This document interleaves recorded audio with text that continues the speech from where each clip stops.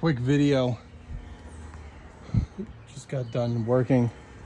This has been the year of tires, man. I replaced this tire on Toro. I ran over something, I think I ran over one of those, like,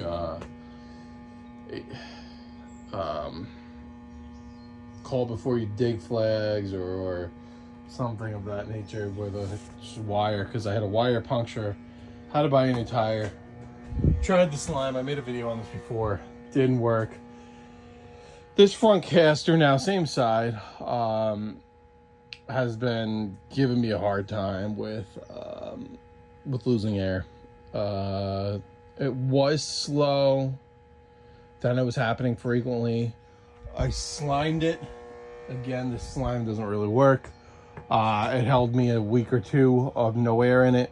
It was a little low when I started today, but where I noticed it, that the tire was soft. But whatever, I went on through the day. The last yard today was my own. And unfortunately where I live, there's kind of like a mandatory ditch right on the other side of the trees there. And then when I turned in the ditch, the thing just went, didn't break the bead, but it's, I don't know. So I filled it up, but that needs to be replaced.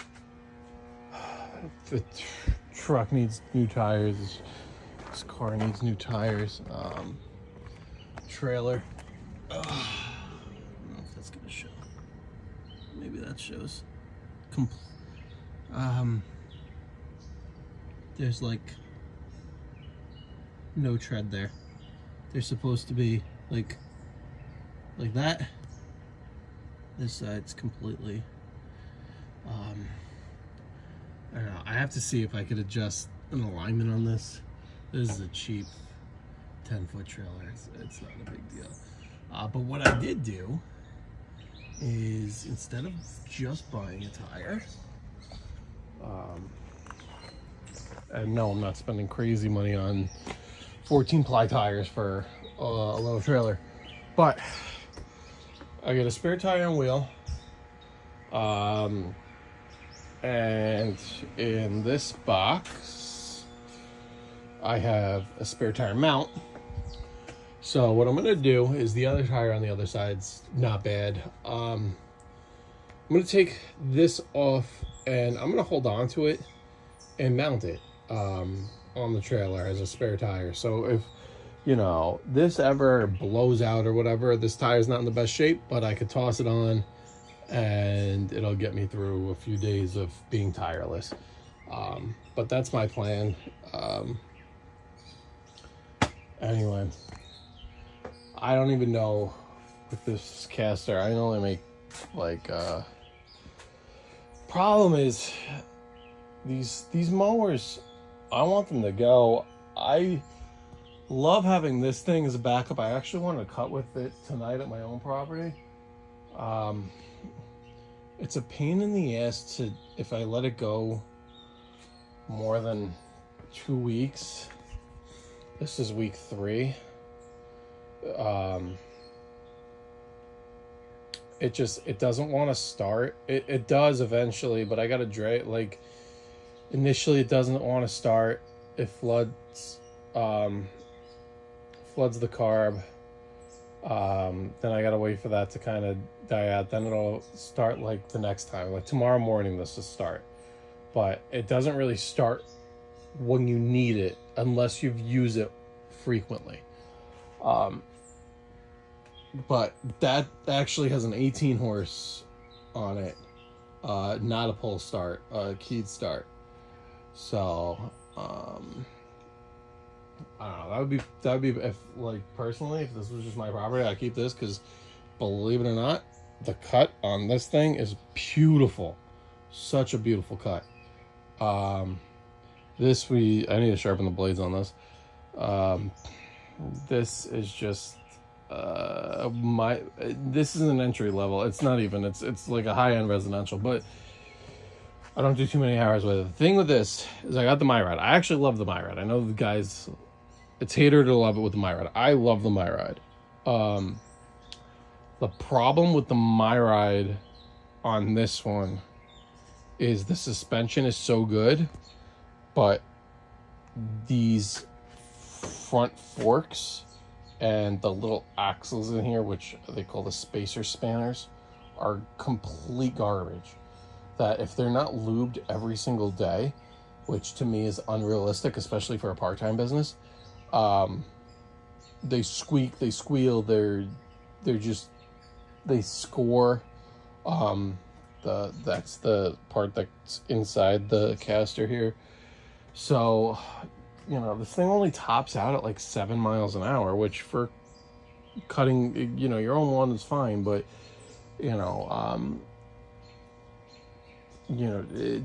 so I'm not flying over the bumps and stuff, but that's the downside here. So I don't know, this has 200 and what does that say? 264 hours on it. So low hours. I mean, even if this is, you know, this, they claim this is a commercial engine. The engine that's in this is actually in the Radius, the X-Mark Radius. It's the 24 and a half. This one they slap a Toro logo on it. The other one, it's Toro's own engine. I think it's a Chinese engine. It's garbage, but it starts every time. It just needs to be choked every single time. Even if you just used, unless you're shut the mower off, get a piece of garbage, turn the mower back on. It needs to be choked every single time. Like if I hop off the mower, shut it off, run inside my own, let's say I'm doing my own property, run inside, use the bathroom, come back out like 3 minutes later, it needs to be choked. But that's the only thing. New Echo here with the Echo Black Diamond. This is good. The 2620. It's a little thirsty, but a little overkill for just regular maintenance. However, it's this one's this is, I guess, is the 26cc. Or the 25, yeah, it's a 26cc. This one's branded as a 225, but it's really a 21 point something, let's say 22cc. That one doesn't consume as much fuel. But I noticed this is, I mean, I don't know how long these things are supposed to last, but thing's, I don't know, 3-4 years old, and to me it's feeling worn out. It still does a great job. But to me, it's feeling worn out. So is this that little push mower I keep for my sloped properties? But anyway, I'm gonna try and get like, I don't know, $1,500 out of this. I'll take $1,500 minimum. You know, these sell in my area. I know everybody's area is different. From my area, these sell $1,500 all day long. This has a 2-wheeled sulky in the back. That I want like four. Whoops. Where are we going here? I gotta fix that light, and then we got to see what we got to get in. But my biggest bottleneck, not being full time, is that's a 5.5 by 10 foot trailer. But it's got wood sides, so it's really like those little planks of wood take up an inch on each side. So it's really more like, let's say 5 foot wide by 10 feet long. And this is a 54. The 54 with the chute up, just like it is now, is basically the widest thing you're getting on there. You're not getting a 60 on there, on this trailer. So I need to buy a new trailer. I also like to get a tractor. I'd like an enclosed trailer, but that wouldn't really work for the tractor.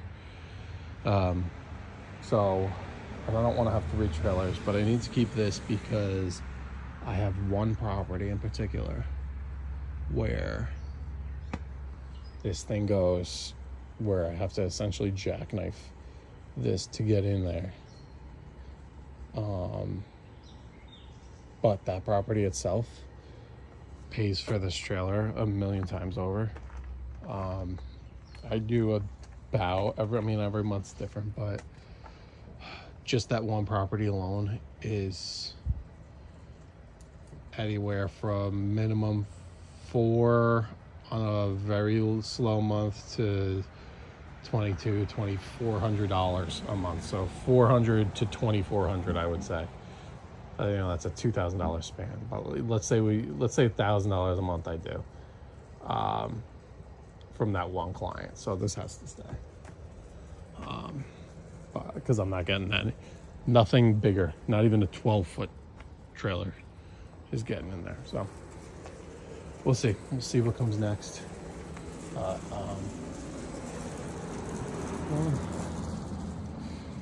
It was probably 8, almost 10 inches tall. Got it down to 3.5 here.